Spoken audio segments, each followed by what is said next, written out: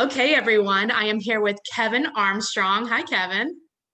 Hi, Jen. How are you? I'm great. How are you? Loving life. It's getting into my busy season and it's True. fun time. Yes. So Kevin is an accountant. He's actually been my accountant for the last at least 6 years.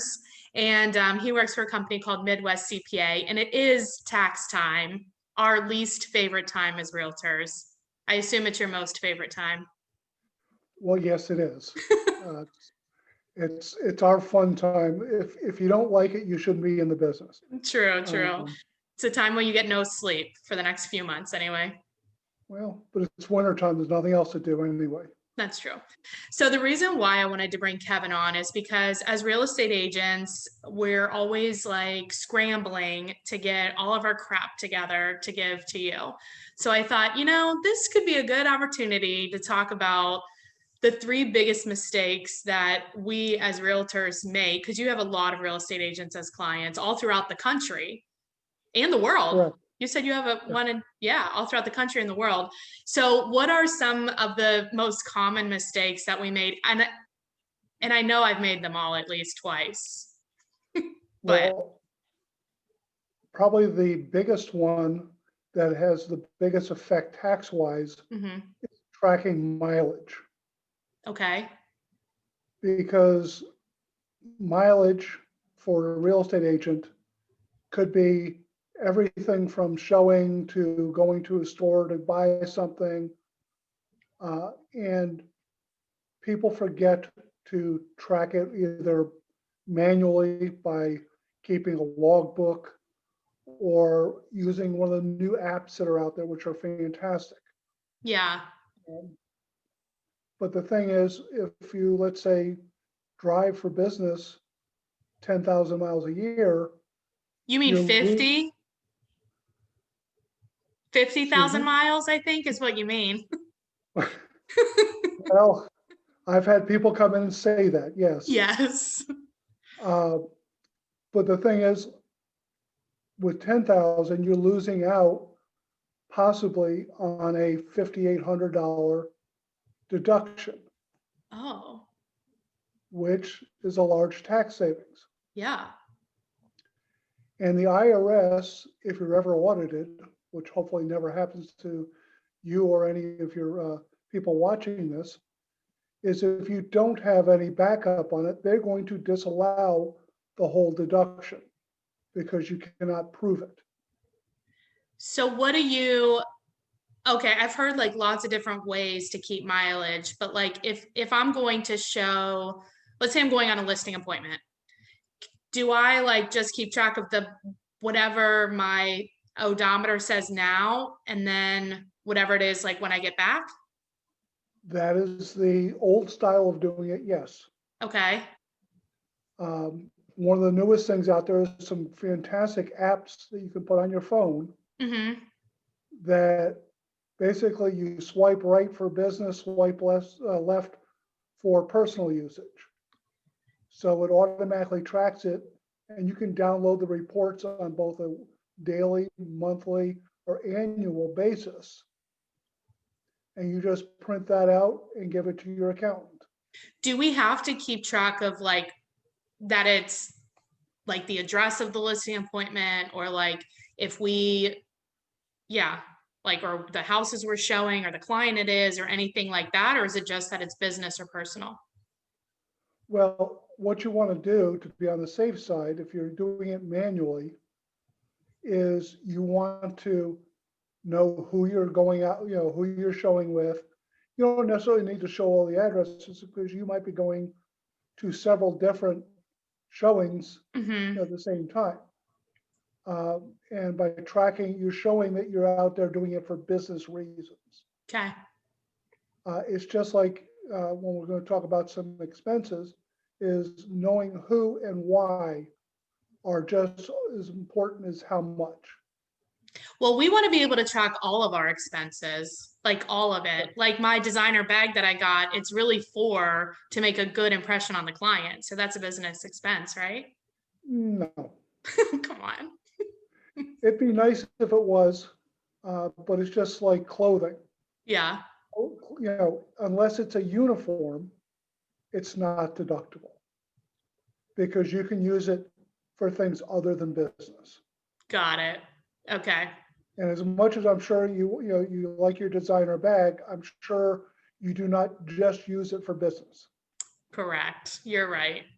So what are the expenses that, I mean, I assume that we're probably trying to claim too many expenses. People try to claim too many, and I'd actually prefer them giving too much information when it comes tax time. Okay. It's the ones that don't have any information or very little information and come in and say, oh, it's the same as last year. Unfortunately, we can't work that way. Okay. Um, it's just the same thing with mileage. I guarantee that I'll have 10% of my real estate agents come in and say, oh, I had the same mileage as last year. Unlikely. Well, it's extremely unlikely, but the IRS also tracks things like that. Like When patterns. they see the same numbers, it's like waving a flag. Hi, I'm here. Come Yeah. visit me. Right.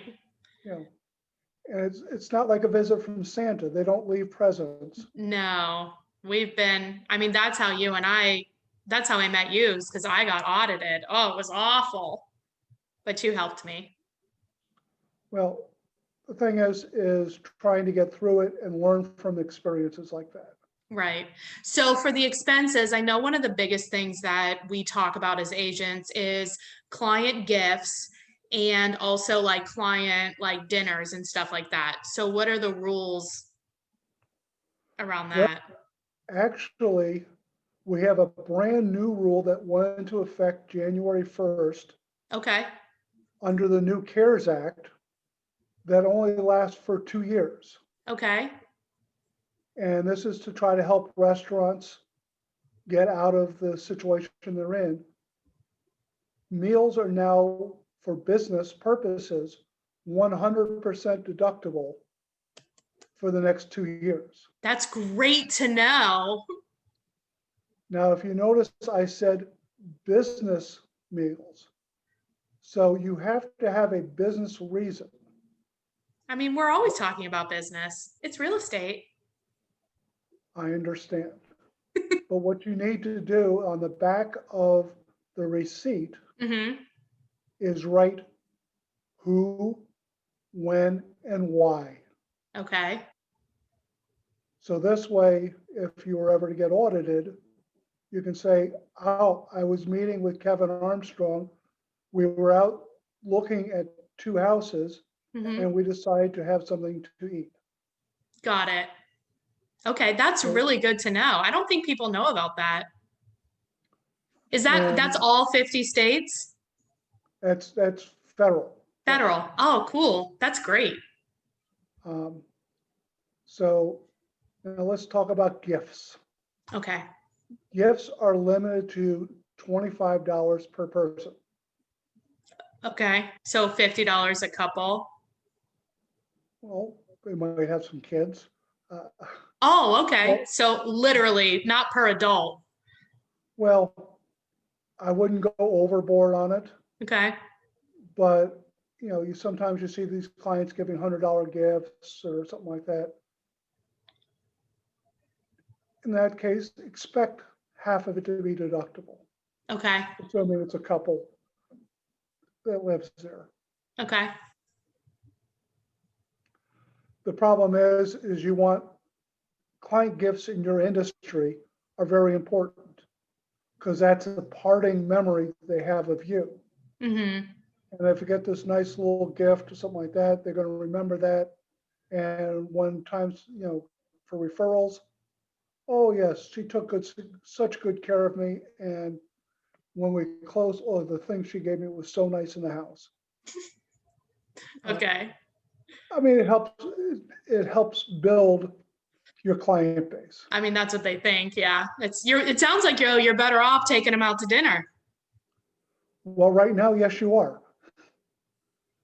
for the next 2 years. Yeah. So that is a very good option. Now, one of the things I'm talking about the receipts is I highly recommend getting some of these new apps on your phone that allow you to take pictures of the Mm-hmm. receipts and take it from both sides so you have both sides of information. That makes sense. Now, the important thing with a restaurant is not the little receipt you get, which just shows a total, but you have to have the other receipt, which shows what you got. Oh, why? Because I could go into a restaurant, get a $50 gift certificate, get a $50 bill, but that's not a business meal, is it? No. It's the same reason why credit card statements are not receipts. And every year Oh. I've got someone who brings in their credit card statement and says, okay, here's what I spent. Well, I know good real estate agents go into Home Depot and Lowe's and get little things to help, showings or to fix minor things. Well, what else can you get in Lowe's? You You can can get buy a a TV, you can buy a washing machine and stuff like that. Does that have anything to do with your business? No. hopefully not. Hopefully you're not buying washing machines. Okay. So you need the itemized receipt. Right. So now the important thing is during the year, especially in your business, because you're always on the go and you're stopping and maybe getting something in a little store and it's $6 and you pay for it in cash. Yeah. Well, chances are if you don't record it right away, you're going to forget about Yeah. Or throw it away, throw the receipt away, probably. it. Exactly. The problem with that is, you lose a little bit of a deduction. Okay. And that can be up to 40% of the cost Mm-hmm.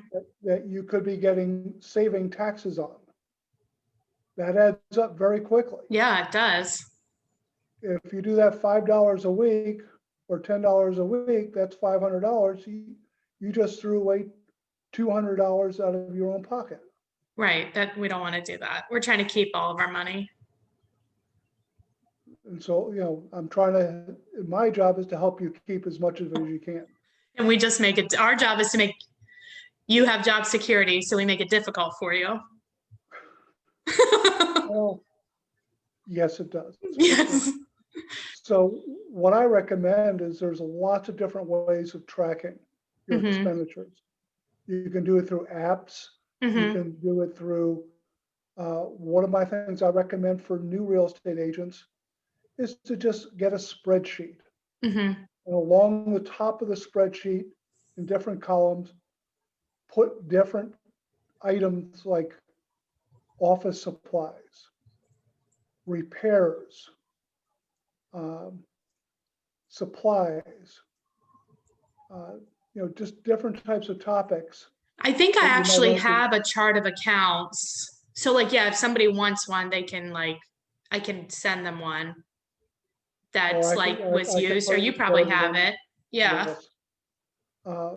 But things like dues and subscriptions or Mm-hmm. online services, Education, stuff like that. continuing education, everything. So Okay. anything you're spending money for in a business, I want you to record during the year. Mm-hmm. So it saves you money at the end of the year. The important thing is it's a learning experience. Right. When you miss out on things, the next year, hopefully you don't forget. Well, it happens like it's only once a year and there's like so much that's happening all throughout the year. It's kind of like difficult, but to your point, that's why you keep track of it throughout the year. You don't just like wait until the last minute. Correct. It actually saves you time at the end because you're scrambling and you miss out on things. Right. Of course, you're going to miss stuff.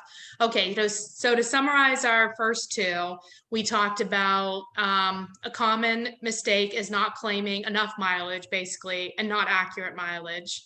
Accurate mileage more than not enough. Yeah. Okay.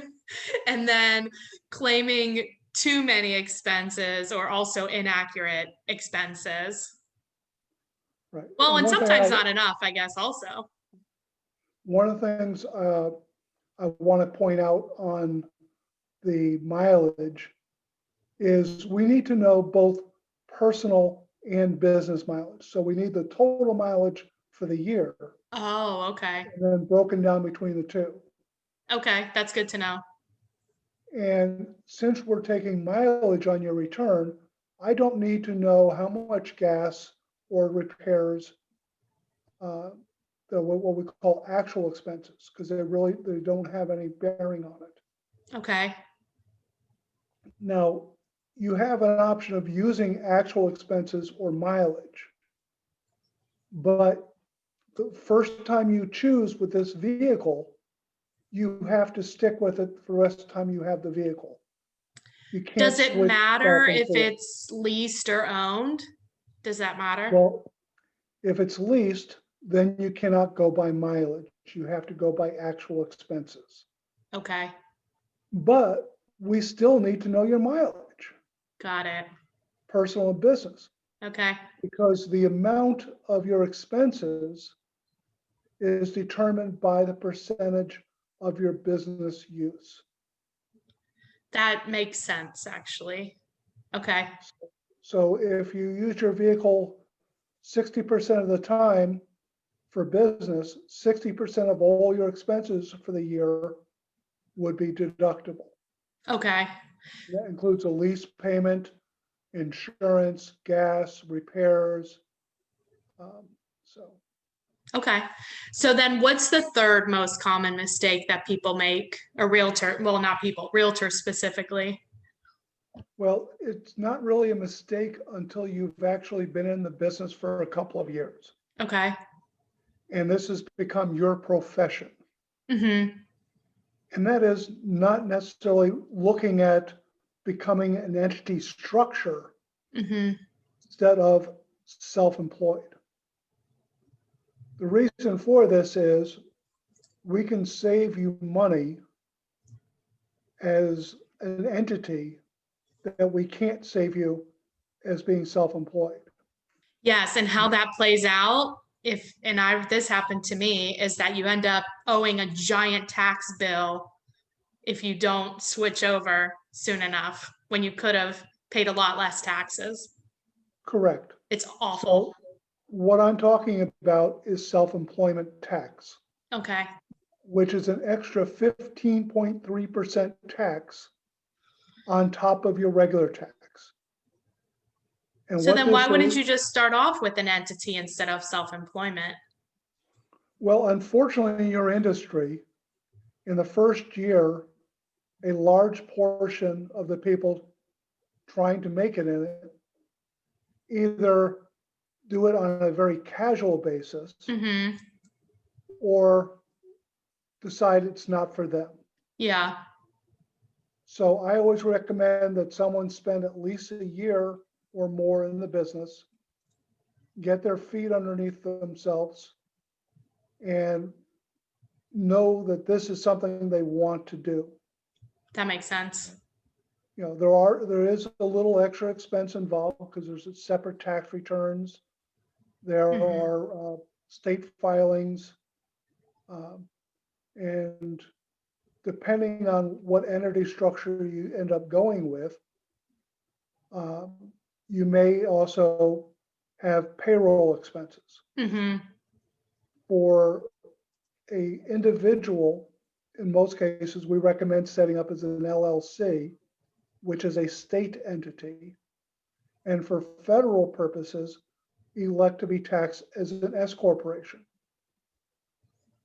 And what this allows us to do, and I'll give you an example here, is you're required to pay yourself a salary, and it could be a reasonable salary. Mm-hmm. Now, let's say at the end of the year, you have a $100,000 profit. If you're self-employed, you're going to pay $15,300 into Social Security and Medicare. Okay. If we've made you into an S corp for tax purposes and we're paying you a salary. Let's say we pay you a salary of 50,000. Okay. Well, we just saved you $7,650 in tax Okay. That's great. because you're paying employment taxes on the 50,000, both as employee and employer. But the other $50,000 now no longer is subject to employment taxes. Got it. Wow. I mean, I think one of the big things here too that I want people to take away and is there's a lot of rules and they're changing all the time. And I think a lot of people will try to do this stuff on their own. And it's really better to have a professional like you handle it because there's more questions. I mean, we could talk about this. You could probably talk about this for days or months and never be finished. Correct. And the thing is there are a lot of online tax services and stuff like this, but they're not going to give you advice. They're not Right. going to say, well, what if we look at it this way? What if we, categorize it this way? Or work with you with tax planning before the end of the year. Right. So you're in a good shape and you know what to expect at the end of the year. Well, it's kind of like even being a realtor, like there are plenty of our customers that could go for sale by owner, but using a real estate agent, it's the same thing. It's more planning, there's more strategy. You can end up saving a lot more money and making a lot more money. So it's the same. Exactly. I Yeah. mean, you were both in professional businesses Hmm. and professionals add value. Right. That's why we have jobs or else we wouldn't have them. Right. Those that are successful, yes. Yes, exactly. Well, fair enough. But like in general, yeah. So I want to make sure that if somebody is looking for a new accountant, that they know how to get a hold of you. So you do all 50 states. You can even do if people have businesses international, you can accommodate that, right? Correct. But they need to reach out to you and talk about their specific situation in order for you to know if you can help them or not. What's the best way to get a hold of you? Well, the best way is by email Okay. at first. And my email is Kevin.armstrong at midwestcpa.com. I'll put that in the comments too, so people have it as well. And my phone number, if you want to call, is 513 Hmm. 563 3095. Do you do texting? Yes, that would be through my cell, which is area code 513 520 0055. Okay, perfect. Well, hey, thanks a lot for coming on, Kevin. You do a great job on our taxes, and I appreciate that. And anyone can make an appointment through my assistant, Roxy. The dog, Yes, is she there? she's here right now, yes. Hi, And Roxy. she's back in the office now, since we moved the office. Great, that's So, good. she just celebrated her 16th birthday. Wow, happy birthday, Roxy. I bet she's happy to be back at work. Oh, she's very happy. Yeah, it's better. She needs to help us. Yes, she needs to help me. Right. All right. Well, thanks a lot, Kevin. I will be talking to you soon. I got to get my crap together for you. Oh, my pleasure. If I can be of any more assistance, just let me know. All right. Have a good night. Hopefully this works out. It will. Bye. Have a nice